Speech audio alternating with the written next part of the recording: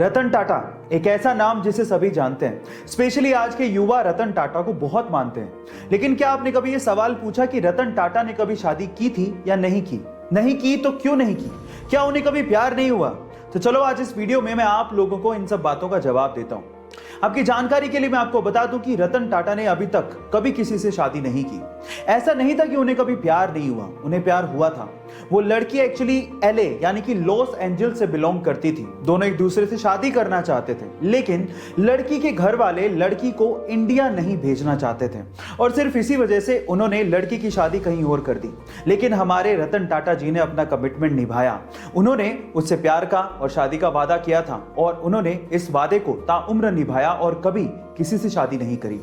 यह है उनकी लव स्टोरी, एकदम उनके जैसी परिपक्व। एक बार किसी रिपोर्टर ने रतन टाटा जी से सवाल पूछा कि सर, आपके रहते हुए एशिया के सबसे अमीर इंसान मुकेश अंबानी जी क्यों हैं? तो उन्होंने बड़ा ही सुलझा हुआ और दिल छू लेने वाला जवाब दिया। उन्होंने कहा कि हम इंडस्ट्रियलिस्ट हैं और मुकेश अंबानी जी बिजनेसमैन हैं। हम ये नहीं चाहते कि इंडिया इकोनॉमिकल सुपर पावर बने, बल्कि हम ये चाहते हैं कि ये देश, ये इंडिया खुशहाल नेशन बने। और इसी सपने को पूरा करने के लिए रतन टाटा जी अपने पैसों का अधिकतर हिस्सा चैरिटी में डोनेट कर देते हैं। आपको रतन टाटा जी का ये ख्याल सुन के कैसा लगा? अमीर लोग हमेशा बड़ा सोचते हैं और इसी वजह से वो और भी अमीर होते चले जाते हैं। कैसे? मैं आपको बताता हूं। एक बार किसी ने रतन टाटा जी से पूछा कि अगर अभी आपको BMW खरीदनी हो तो आपको कितना समय लगेगा? तो रतन टाटा जी ने जवाब दिया 5 साल।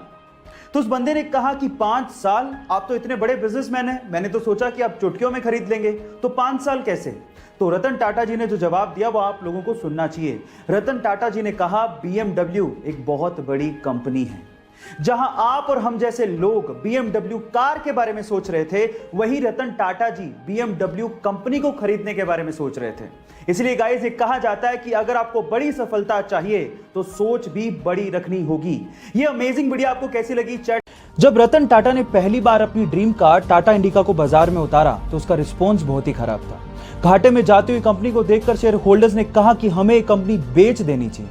ना चाहते हुए भी टाटा इसे बेचने के लिए यूएस फोर्ड से मीटिंग के लिए गए, लेकिन उस मीटिंग में फोर्ड ने टाटा का अपमान करते हुए कहा कि अगर तुम्हें कार बिजनेस की इतनी समझ ही नहीं थी तो इस कार की लॉन्चिंग में इतना पैसा क्यों लगा दिया? साथ ही साथ एक कहा कि इस कंपनी को खरीदकर हम तुम पे एहसान कर रहे हैं। टाटा ने यह सुन के कार कंपनी को बेचने से इनकार कर दिया। इंडिया वापस आए और इस कंपनी के लिए इतनी मेहनत की कि इसे वापस अपने पैरों पर खड़ा कर दिया।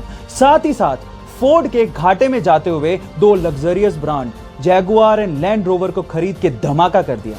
गाइस, अपमान सभी का होता है, लेकिन महान लोग अपने अपमान का बदला अपनी प्रोग्रेस से लेते हैं।